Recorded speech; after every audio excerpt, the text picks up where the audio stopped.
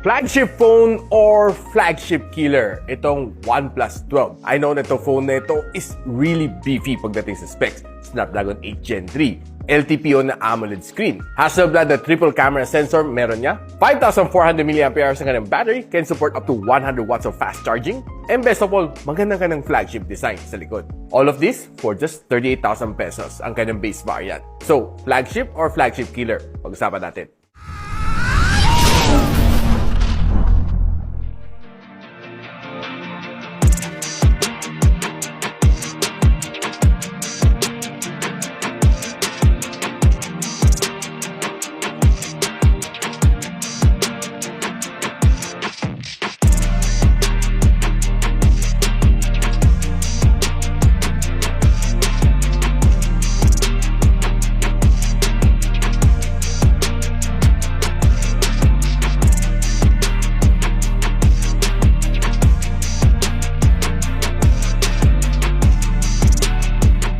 So itong OnePlus 12 na may 12 gigs of RAM and 256 GB of storage has a price point of around 38,000 pesos. The link that I'll be providing on the description box below. Yung mga links na nilalagay natin are all legit links na nasubukan na natin and nakapagbili na ako, so therefore safe naman bumilis ka nila. So itong hawak natin na OnePlus 12 is a China ROM variant pero na flash to global and wala na rin siyang region locking, so safe to use here in the Philippines. So na-try na natin si Globe si Dito as smart. No problem. So this one is going to be launched pretty soon here in the Philippines. Ang OnePlus 11 has a price point of 49,999 sa kanyang launch last year. So expect mo yung kanyang price should be somewhere around 49,999 or meron siyang a little slight increase, maybe 51,999. But rest assured, tong China variant ni OnePlus 12 is exactly the same sa OnePlus 12 na international variant. Now, pagdating sa kanyang form factor, I love the white one kasi ang daming bumibili ng green. So, tinry natin bumili na itong white variant. And it looks really nice. To be honest with you, I'm not really too much of a lover ng white. Itong white niya is hindi yung super duper white. But ang kanyang color is a little bit may pagkunti pagka-silverish. So, maganda at premium tingnan tong phone na ito. So, ang kanyang size is chrome finish and aluminum side frames na meron niya. Ang likod niya is a Corning Gorilla Glass 5 and ang kanyang harap is a Corning Gorilla Glass Victus 2. So, meron tayong curved LTPO AMOLED display dito which looks very nice and very sharp. And what I like dito is masarap ang hawak ko dito, though medyo slippery siya kasi smooth ang kanyang finish dito sa likod. And what I like dito is ang design ng kanyang camera. It looks very nice, very simple, very subtle, and hindi siya masyadong takaw tingin. Unlike tong camera design ng Xiaomi 40 Ultra, saksakan na laki at saksakan ng kapal ang kanyang camera bump. And itong kay OnePlus 12 is pretty thin ang kanyang camera bump. Makita mo tong letter H dito, it symbolizes Hasselblad. And another thing na gusto ko rin sa kanya is nandiyan pa rin ang kanyang ringer toggle dito sa gilid. You can simply turn on your silent and vibrate mode dito sa gilid easily. Now, itong phone na ito is being powered by the latest na Qualcomm Snapdragon chip, which is the Snapdragon 8 Gen 3. And, well, trying the Antutu benchmark for several times, 1.76 million lang nakuha ko. And after a couple of days kong ginagamit, mag-try uli ako mag-check ng benchmarking and umakit na siya sa 1.83 million. Medyo malayo pa sa mga 2 million points na nakukuha ng ibang phones na may Snapdragon 8 Gen 3. So, this is the breakdown score na makukuha mo dapat. 5,000 ang kanyang loop score dito sa OnePlus Extreme and medyo mababa ang kanyang stability, 54%. Geekbench scores, kanyang CPU benchmarking, and sa kanyang GPU benchmarking. Looks okay naman kanyang thermal throttling. Medyo nag-start siya sa yellowish and bandang patapos na, medyo nag-green siya. Then, bumalik ulit siya sa kanyang pagka-yellow. And this one throttled to 81% na kanyang maximum performance. Malalaman natin when we test out some games later. Now, itong phone ito has a huge battery, 5,400 mAh of battery which can support up to 100 watts of fast charging. Using this day-to-day basis, I would say kaya-kaya naman na magtagal na one whole day. No problem. Mani-mani lang dito sa phone na ito. Basta huwag ka lang mag-heavy gaming. And nung sinalang ko to sa battery stress test using PC Mark, binigyan ako ng 17 hours and 12 minutes na screen on time. Makunat. Now, itong phone na ito has a 6.82-inch na LTPO AMOLED display. So, kaya na mag-calibrate from 1Hz to 120Hz on its own. depending sa usage mo, no? And of course, it supports Dolby Vision, HDR10+, and ang maximum brightness is 4,500 nits. Probably one of the highest na brightness on a smartphone na nakita ko so far. And dahil curved AMOLED display siya, meron siyang 91% na screen-to-body ratio. And what's nice din naman dito sa kanya, pagdating sa kanya display, you have yung image sharpener niya to enhance yung video clarity and mga images niya. As well as meron din siya video color boost to give you that better HDR view dito sa phone na ito. Which I think very helpful to when you're watching HDR content. And if you're the type of person na mahilig sa social media, perfect na perfect tong phone na ito dahil ang ganda ng display, be it on Facebook, on TikTok, sa mga shorts sa Instagram or YouTube, panalong-panalo dito. And it has a level 1 na wideband security level so you can watch all of the HD content you want. So scrolling on my shorts dito sa phone na ito, I would say sobrang ganda ng kanyang response. It's fast, really. And I really appreciate it kasi smooth na smooth on every single swipe na ginagawa ko dito. And I love the display. Maganda siya. And if you're watching mga videos dito like me sa YouTube, I would say na panalong-panalo dahil very punchy ka ng colors and it can even be enhanced ang video and ang kanyang images dito sa phone na ito, giving you the better experience kasi you're paying for a flagship phone, by the way.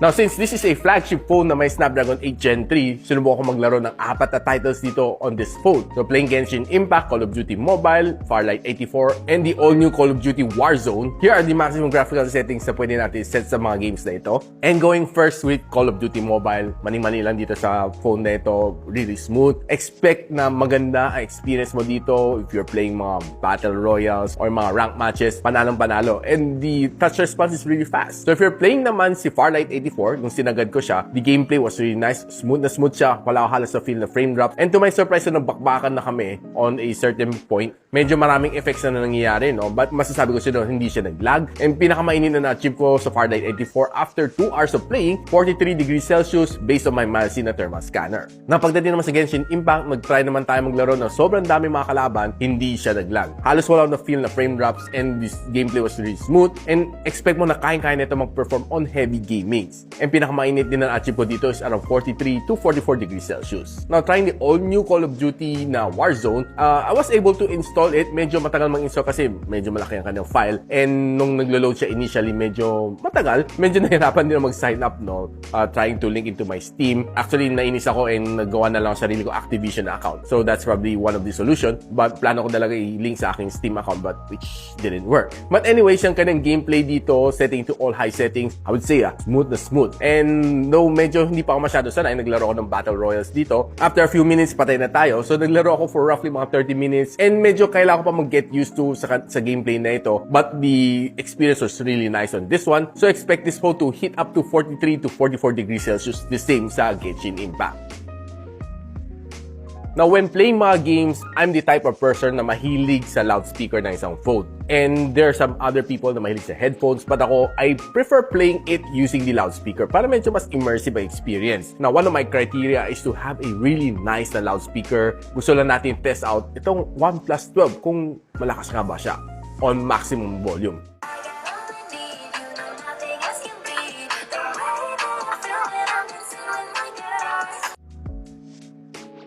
Now, of course, right now, pag-usapan na natin ang camera nito phone na ito. It has flagship level na camera together with Hasselblad. And starting off with a 50MP na main camera sensor with OIS. And this one has a Sony Lightyear na T808 na camera sensor. And next is a 64MP na periscope telephoto lens with up to 3 times optical zoom with OIS. This one is a Omnivision na OV64B na sensor. Then ang kanyang last sensor is a 48MP na ultra-wide lens with PDAF. And this one is a Sony IMX581 na sensor. And itong camera na can shoot up to 8K and 30. And ang kanyang front-facing camera is a 32MP na Sony IMX615 na sensor, which can shoot up to 4K and 30 FPS. Now, itong OnePlus12 has a really nice camera. And starting off with some outdoor shot, you'd see some of this shot, makita mo ang ganda na kanyang reproduce ng kanyang cloud. Medyo na-overexposed ng kunti ang kanyang puno, siguro sa sobrang liwanag ng araw. But overall, this shot is really good. Makita mo equally dito sa shot na ito. Feel ko medyo overexposed a bit kasi siguro sa sobrang lakas ng araw. And you take some shot like this one, pag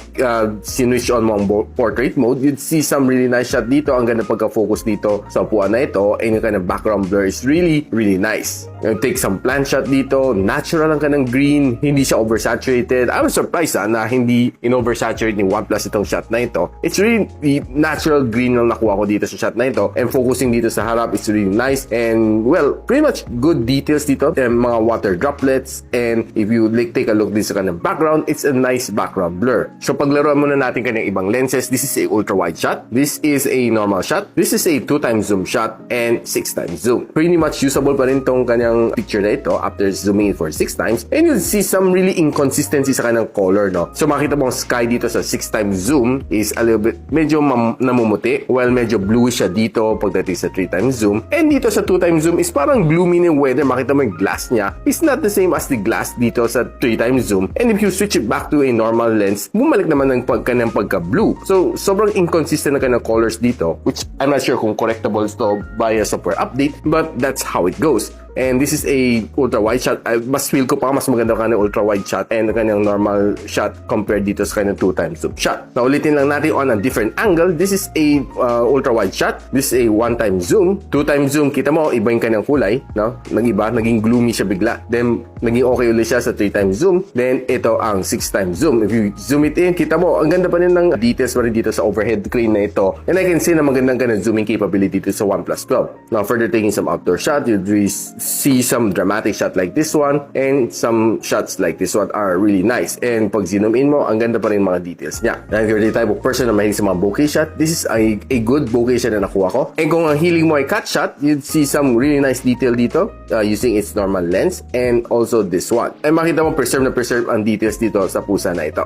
Now if we move on to indoor photography, taking some mga plant shot dito sa loob ng indoor, you'd see some really nice details dito na kakapture niya. And medyo yellowish siya konti, siguro dahil sa kanyang ilaw. If you take some other plant shot like this one, okay din siya. It looks nice and full of details. Now, tinry din natin gamitin kanyang other lenses. This is a ultra wide shot, a normal shot, a 2x zoom shot, a 3x zoom shot, and this is a 6x zoom shot. You really see yung kanyang inconsistency dito sa 2x zoom shot niya, no, as opposed sa ibang lenses niya, no, which I think medyo nag-ibang ka ng color dito sa 2x zoom. I'm not sure why. Now, kung hilig mo naman is food photography, this one can definitely perform. Mas able to take in some really nice food shot dito, taking some shot like this. You'll see, ang ganda ng dramatic ka ng shot. You'd feel na masarap kainin itong mga food na ito. And some food like this one, mga food shot like this one, you'd see na, uy, maganda palang camera nito for taking food shot. I'll be posting more pictures from my OnePlus12 sa aking Facebook page. Do follow me at Gadget Psychic for more details. Tinay din naman natin kumuha some jewelry shot on indoors. You'd see ang magandang mga details na dito, no, sa mga gemstones na ito. So mukha lang siya infinity stones ni Thanos. Product shop, talaga mabibilib ka. Maganda rin mga details na nakuha na. And probably this is one of the better shots na nakuha ko dito sa Easter Bunny.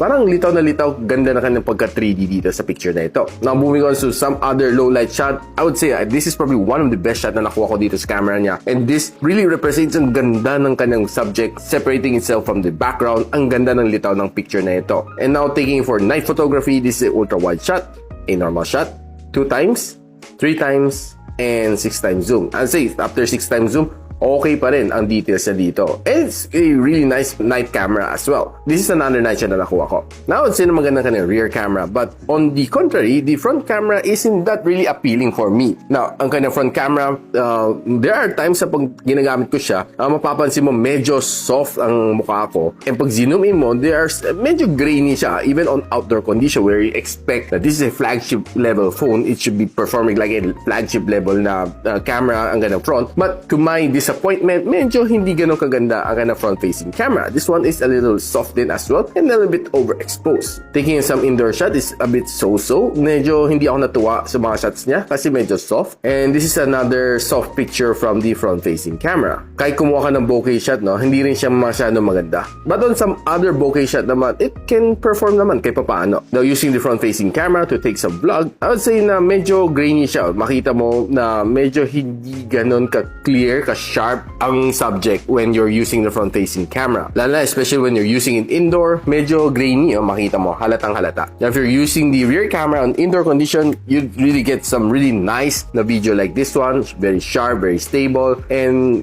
gandang resolution. Equally said din, if you're using it on outdoor condition, this is how it looks like when you're walking outdoor And maganda ang ganang camera. Very, very stable. Even just using your bare hands. So after using this phone for 2 weeks, ano masasabi ko dito sa phone na ito? Yes, it does have flagship level specs. But how would I classify the phone na ito? Could this be a flagship killer or a flagship phone? Let me know on the comments kung anong tingin niyo dito sa phone na ito. But me, personally, I would call this a flagship killer. Dahil for me, a flagship phone doesn't only perform using the rear camera, but yung kind of front camera should be able to perform really, really nice. Itong phone na ito has a really nice camera sa likod, but yung kind of front camera, for me, medyo bitin. I would say na at times nag-overexpose siya, soft ang mukha ko, and I'm not really happy using its front-facing camera. At least I'm telling you my honest opinion. Though ang gaming performance nito is definitely good, and ang pinakamainit na na-achieve nito is around mga 43 to 44 degrees Celsius on the different games na nilalaro natin na graphical intense. And ang feel na itong phone na ito is talagang flagship worthy. Now, if you're buying this phone for around mga 38,000 pesos, I would say sulit to phone na ito. But you're buying it for around mga 49,999 na medyo pag-iisipan ko pa kung bibilin ko siya o hindi. So if you're interested to know kung saan ko binili itong phone na ito, I'll be linking the legit link on the description box below. And if you like this video, don't forget to share it to friends. And a subscription to this channel would definitely be appreciated. I'll see you in the next one. And so, ako pala si Richmond, and you're watching Gadget Sidekick. Like and subscribe to my channel. Don't forget to hit that notification bell. For one of my latest uploads, click the dito. And for one of my popular uploads, click here.